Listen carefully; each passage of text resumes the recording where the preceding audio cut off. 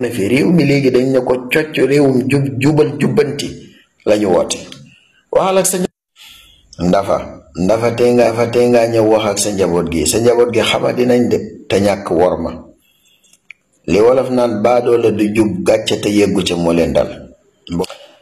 Amadou Mame Diop dafa wax ni premier ministre Seydina Ousmane Sonko la 11 lañ ko date bi pour mu war a ñëw assemblée nationale pour def si déclaration politique générale te xamuñu ne maanaam loolu ñu def noonu ñoo ko tey de. xam nga fàttaliku leen ni conseil constitutionnel dafa wax président de la république son excellence ne ko bu le 12 septembre jotee su la neexee tasal assemblée nationale ba mu tasar ñoom xam nañ ne dañuy tëb duñ fi des.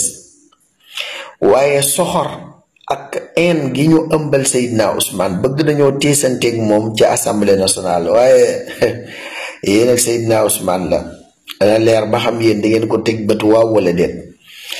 kon maanaam constitution Sénégal dafa wax ni bu fekkee assemblée nationale dafa bëgg a yëgal premier ministre mu def ci DPG maanaam déclaration politique générale faw daf ko war a yëgal minimum lu mat 8 jours maanaam juróom-ñetti fan.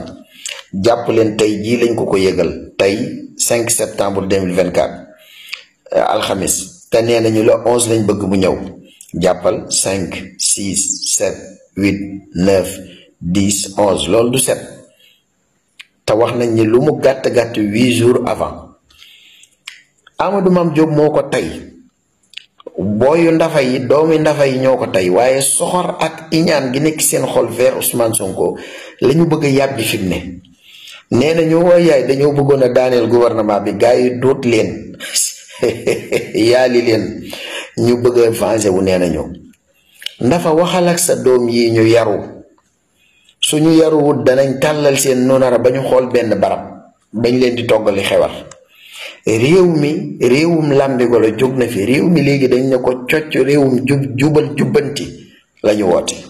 waxal ak sa